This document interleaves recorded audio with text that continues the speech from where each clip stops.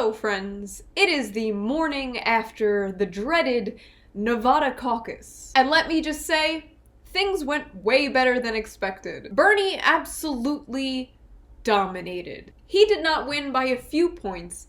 He won by double digits. And he made history. Bernie Sanders is the first presidential candidate to take all 3 early states in the history of America. And of course, our friends at MSNBC took the news very well. That could go in the realignment. That's the final number we're working on, but just roughly it looks like 75 supporters at this point for Bernie Sanders, 45 for Joe Biden. Nobody else with any delegates, nobody else made the cut. Elizabeth Warren only had 6 people, Brian. Interesting. These, again, are people who work on the Strip within 2.5 miles of the Bellagio, largely people of color. Of those, the majority are Latino, and they are clearly, at least from eyeballing it, strongly in favor of Bernie Sanders, with Joe Biden coming in second. That sigh. That fucking sigh. Working class brown people not voting the way I want them to. Please, all of you out there, comfort your local Karen. Check in on them because they are not doing well. And then you have Chris Matthews, the guy who's convinced that he's going to be executed in Central Park if Bernie becomes president, compared Bernie's win to the Nazis taking over France. I'm reading last night about the fall of France in the summer of 1940, and the general, Renault, calls up Churchill and says, "It's over." And Churchill said, "How can it be? You got the greatest army in Europe. How can it be over?" He said, "It's over." You know, unlike the other pundits who I believe are just lying and fear-mongering because they're paid to, I genuinely believe Chris Matthews is mentally unwell. I honestly feel bad for the man. And there's also this guy who, like, out of left field was like, they're gonna kill him. And the point Chris made that they're going to kill him, but they may not stop him. Come Monday, they're going to kill him, they may not stop him. It's true. Yeah. Extremely normal take. Okay, let's not look into that. During the last debate, the moment that really stuck out for a lot of people was towards the end, when the moderators asked, should the popular vote in a primary decide the winner, or should the establishment hacks pick the winner? Should the person with the most delegates at the end of this primary season be the nominee, even if they are short of a majority? Senator Sanders, I'm going to let you go last here because I know your view on this. So instead, I will start with you, Mayor Bloomberg. Whatever the rules of the Democratic Party are, they should be followed. And if they have a process, which I believe they do, I'm trying to do so this, that yes or no, everybody to make it else, fast. everybody can. So you want the convention to work its will? Yes. Senator Warren. But a convention working its will means that people have the delegates that are pledged to them, and they keep those delegates until you come to the convention. All of the people. All righty. Vice President Biden? Play by the rules. Yes or no? Leading person with the delegates, should they be the nominee or not? No, let the process work its way out. Mayor Buttigieg? Not necessarily, not to listen. Senator Klobuchar? Let the process work. Senator Sanders? Well, the process includes 500 superdelegates on the second ballot.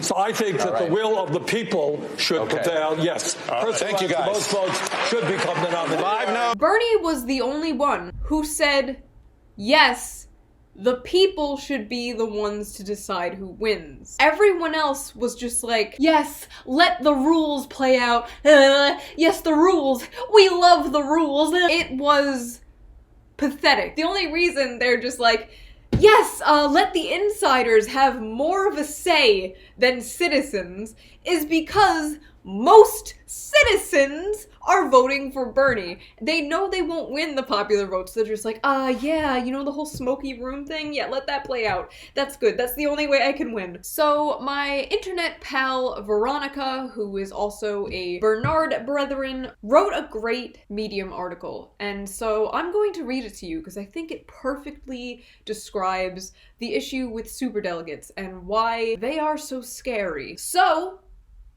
get cozy, grab a snack, because Mama June is going to read you a story. When superdelegates cancel your vote. Imagine that you're an apathetic citizen. I don't think most of us have to imagine that. Never before has a politician inspired you into paying attention enough to vote. Then, out of nowhere, a Democratic presidential candidate comes along, speaking your ideological language. You feel seen, you feel heard, you feel important.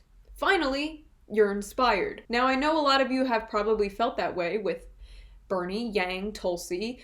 Hell, if you're a conservative, Ron Paul, Trump, there are a few people that you probably felt really inspired by and actually encouraged you to vote for once or start paying attention to politics. I know that's what Bernie did for me. Before that, I didn't really care about politics. So you reach out to your candidate's campaign. You volunteer your time, donate your money, and tell your family, friends, and colleagues about this amazing person who will work to make everyone's lives better. You vote for your candidate during the presidential primary or Democratic caucus in your state, and you bring family and friends with you.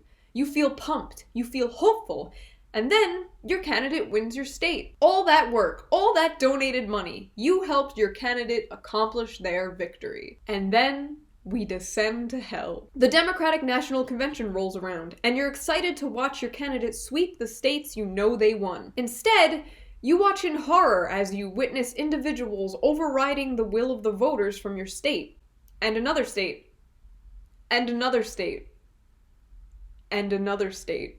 All because a group composed of a majority of rich, unelected party insiders believe they know what's better for you, your family, and your state. How did this happen? Superdelegates. One superdelegate's vote overrides the voices of 10,000 Democratic voters. Why do a bunch of wealthy lobbyists and party insiders get to thwart the will of the people? You quickly learn that the Democratic and Republican parties are left to self-govern and write their own rules regarding how to handle or mishandle votes under the premise of doing business as private organizations, which again, as we know, is the excuse the DNC used when they were fucking sued for rigging Bernie. Does the Republican Party have superdelegates? Yes, the GOP does have superdelegates, but they are pledged delegates, which means that they have to vote according to the will of their electorate.